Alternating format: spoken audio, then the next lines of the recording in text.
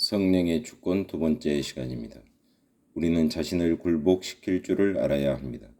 순복할 줄을 모르기 때문에 승리의 삶을 살지 못하는 경우가 너무도 많습니다. 그 결과는 수많은 하나님의 자녀들이 속박에서 벗어나려고 별난 체험들을 찾아 헤매거나 불건전한 가르침에 현혹되어 오히려 성장의 방해를 받고 있습니다. 이 문제와 관련해서 로마서 8장은 더욱 적절한 말씀입니다. 이 장은 크리스찬의 해방에 대한 것으로서 하나님의 자녀들을 위한 자유의 헌장입니다. 여기에는 거룩한 삶의 비결이 담겨 있습니다. 그럼 좀 자세히 본장을 살펴봅시다. 우선 성령께서 하나님의 자녀에게 새 성품을 입혀주는 점을 주목하십시오. 이 약속으로 말미암아 너희도 신의 성품에 참여하는 자가 되게 하려 하셨으니 베드로후서 1장 4절. 이 비밀은 너희 안에 계신 그리스도시니 곧 영광의 소망이니라. 골로새서 1장 27절. 새 성품이란 옛 성품이 갱신된 것이 아닙니다. 우리는 이 새 본성을 거듭나는 순간에 받습니다. 누구든지 그리스도의 영이 없으면 그리스도의 사람이 아니라. 로마서 8장 9절. 우리가 성령을 받을 때 성령이 우리와 공존키에 자기의 영원한 거처를 우리 속에 정하십니다. 다 한 성령으로 세례를 받아 한 몸이 되었고 또 다 한 성령을 마시게 하셨느니라. 고린도전서 12장 13절. 거듭난 자들에게는 누구나 자기 속에 내주하시는 성령이 있습니다. 크리스찬이 된다는 것은 놀라운 일이 아닙니까? 기독교란 그리스도가 내 속에 담겨있는 종교입니다. 당신과 저는 별 수 없는 인간입니다. 그러나 그리스도는 우리의 모든 것입니다. 그는 우리들이 중생한 순간부터 우리 안에 들어와 계십니다. 그리하여 그리스도가 우리들의 제2의 본성이 됩니다. 그리스도는 죄를 지을 수 없습니다. 하나님이시기 때문이지요. 하나님은 결코 죄를 범하지 않습니다. 만약 그리스도가 우리들의 생애에서 완전한 자유를 누리게 된다면 오직 선한 열매만 맺어 주실 것입니다. 그런데 문제는 재생된 가슴 속의 새로운 성품 곁에는 옛사람의 본성이 계속 살아있다는 사실입니다. 어떤 이들은 그렇게 된 후에 일종의 2차적인 신비한 은혜를 통해서 옛 본성이 뿌리가 뽑힌다고 가르칩니다. 그렇다면 로마서 8장의 성경이 없었어야 할 것입니다. 우리들의 옛 성품은 근절된 것이 아닙니다. 크리스찬은 로마서 8장이 말하는 이 육신을 죽는 날까지 지니고 삽니다. 바울은 각 신자들의 삶에서 일어나는 이 육신과 성령 사이의 갈등은 로마서 8장 1절로 14절에서 피력하였습니다. 이 본문에서 성령이 12번, 육신 13번 언급되어 있습니다. 이 양쪽은 나란히 매 순간 날마다 부딪히며 살아갑니다. 즉 죄를 지을 수 없는 새 본성과 오로지 죄만 지으려는 옛 본성이 서로 상충되며 대결합니다. 잠시 육신이란 의의 의미를 생각해 보십시다. 이는 단순히 나 자신에 대해서 내가 나쁘다고 여기는 것이거나 피와 뼈나 살이 붙은 육체가 아니고 나 전체를 가리키는 수로입니다. 다른 말로 설명한다면 예수님을 떠난 나의 모든 존재입니다.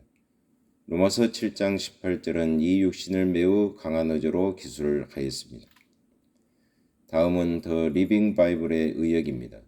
나는 나의 죄 많은 옛 본성에 관한 한 썩을 대로 썩었음을 압니다. 나는 아무리 애써보아도 자신을 바로 세울 수 없습니다. 마음으로는 올바르게 되고 싶어도 그럴 능력이 내게는 없습니다. 이것이 곧 육의 활동입니다. 옛 본성, 옛 생활이 응어리까지 골맞다는 것을 내가 철저히 인식해야 합니다. 너무도 많은 크리스찬들이 승리의 삶을 이루가지 못하는 이유가 자신의 썩은 본성에 대해 하나님이 결정적으로 내리신 판결을 그대로 수락하지 않았기 때문입니다. 우리는 옛 본성을 도무지 감당하지 못합니다. 그러나 성령에 의해 우리 안에 머물고 있는 그리스도의 새롭고 죄 없는 본성이 우리를 바로잡을 수 있습니다. 육이란 말은 영어로 보면 퍽 쉽게 이해할 수 있습니다.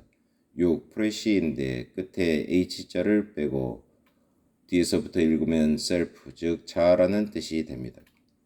육은 제 아래 팔린 로마서 7장 14절 자아의 정체입니다.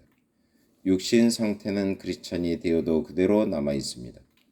육신의 생각은 하나님과 원수되나니 이는 하나님의 법에 굴복지 아니할 뿐 아니라 할 수도 없습니다. 육신에 있는 자들은 하나님을 기쁘시게 할 수 없느니라. 로마서 8장 7, 8절. 당신이 영적으로 교만하지 않다면 하나님이 당신에게 내린 판결을 순수히 받아들일 것입니다. 정직하게 가슴에 손을 얹고 한번 생각해 보십시오. 당신은 날마다의 생활 속에서 자아, 육이 성령을 대항한다는 사실을 인정할 것입니다. 예를 들어 성령이 당신에게 예수님을 어떤 사람에게 증거하라고 말했을 때 당신은 아니야, 지금 그렇게 하면 일을 망치고 말 거야 라고 생각한 후에 입을 다물었다고 칩시다. 그럴 때에 당신의 자아를 당신은 개선시키거나 연마시킬 수 없습니다. 하나님의 말씀에 의하면 그 치유책은 오직 한 가지뿐입니다. 즉 자아를 죽이는 것입니다. 로마서 8장 12절 13절에 보면 크리스찬이 육을 따라 얼마든지 살 수 있다고 지적해 놓았습니다. 그러므로 형제들아 우리가 빚진 자로 돼 육신에게 져서 육신대로 살 것이 아니니라. 너희가 육신대로 살면 반드시 죽을 것이로되 영으로서 몸의 행실을 죽이면 살리니. 로마서 8장 12절 13절. 크리스찬이 육신을 따라 살면 얼마나 큰 재난을 당할는지요. 사실 계속해서 자아의 뜻대로 사는 자들은 그들이 크리스찬이 전혀 아니라는 사실을 입증하고 있습니다. 전혀 자아 중심의 생활만 한다는 것은 자신의 신앙 고백이 아예 처음부터 참되지 못했음을 반영한다고 볼 수 있습니다. 스펄전의 말을 다시 인용해 봅시다.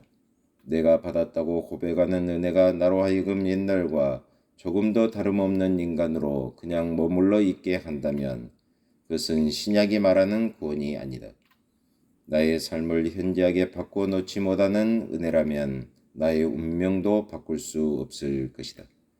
이 말은 곰곰이 생각해 볼만합니다. 정말 하나님의 영으로 거듭났다면 그리스도와 맺은 새로운 관계를 드러내는 열매가 반드시 있어야 합니다. 주 예수님은 마태복음 7장 16절에서 그의 열매로 그들을 안다고 하셨습니다. 이 말씀은 아직도 영적 실체를 입증하는 증거입니다. 오순절 날에 있었던 사건은 청중들로 하여금 이 어찐 일이냐? 사도행전 2장 12절이라는 질문을 던지게 하였습니다. 그 해답은 해당 본문을 읽어보시면 금방 알 수 있습니다. 이 사건은 어떤 새로운 프로그램이나 특별한 조직에 의해 진행된 순서가 아니었습니다. 내주하는 성령의 능력으로 일변된 생애들이 실증하는 새 삶의 효시였습니다. 그 결과 군중들은 우리가 어찌할꼬 사도행전 2장 37절이라고 물었습니다. 베드로의 대답은 명명확답이었습니다. 회개하시오, 변화를 받고 달라지십시오. 그러면 당신들도 하나님의 성령을 받을 것입니다.